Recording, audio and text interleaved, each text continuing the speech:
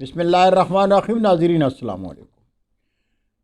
ادب چینل قلم قافلہ پاکستان میں ہوں گل بخشال۔ مجھ کو چھاؤں میں رکھا وہ دھوپ میں جلتا رہا، مجھ کو چھاؤں میں رکھا وہ دھوپ میں جلتا رہا، میں نے دیکھا ایک فرشتہ باپ کی پرچھائی میں۔ ناظرین، لکھنے والے نے کیا خوب لکھا، بچھو کے بچے۔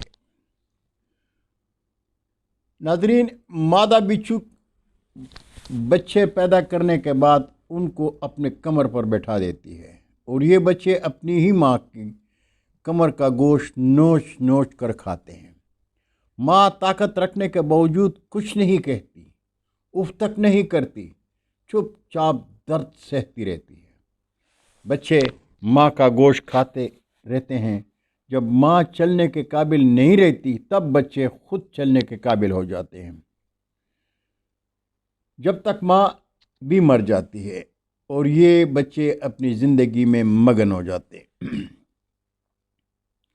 والدین بچہ پیدا ہونے سے بچے کی تعلیم، شادی اور چھت دینے کے لیے اپنی اپنی استطاعت کے مطابق دن رات دھوپ بارش کی پرواہ کیے بغیر اپنے بچوں کے لیے محنت کرتے ہیں، لیکن وہی بچے جب بڑے ہوتے ہیں تو والدین کی اہمیت بھول جاتے ہیں، ان سے ملنا بھی گوارا نہیں کرتے۔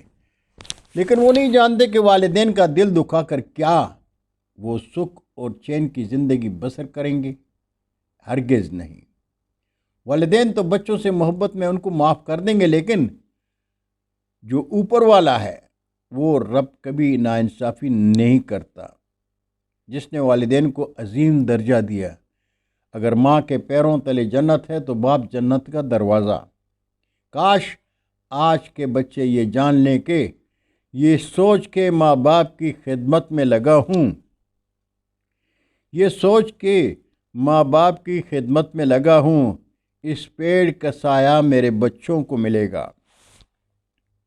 ناظرین، جب اولاد جوان ہوتی ہے تو والدین بوڑھے ہو چکے ہوتے ہیں، لیکن بدقسمتی سے جوانی کے نشے میں اولاد بوڑھے والدین کی خبرگیری تک نہیں کرتے۔ والدین سے بولتی ہیں تو بالکل جیسے بچھو کی طرح ڈنگ مارتے ہیں۔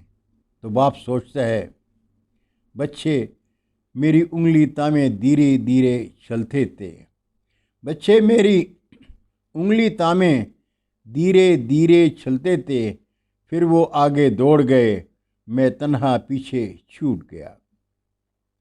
ارشاد ربانی ہے کہ اپنے والدین کے سامنے اونچا نہ بولو، ان کو اف تک نہ کہو۔ باپ کی رضا میں اللہ کی رضا ہے۔ والدین کا ہر حکم مانو۔ والدین کے چہرے کی طرف دیکھ کر مسکرا دینا مقبول حج کا ثواب ہے۔ صبح سویرے ننگے پاؤں گھاس پہ چلنا ایسا ہے، صبح سویرے ننگے پاؤں گھاس پہ چلنا ایسا ہے جیسے باپ کا پہلا بوسہ، قربت جیسے ماؤں کی۔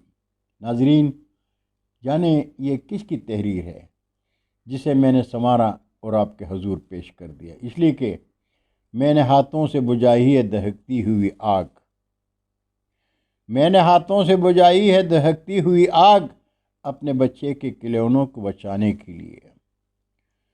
بہت شکریہ ناظرین، اجازت چاہوں گا۔ اللہ حافظ۔ اردو ادب زندہ باد۔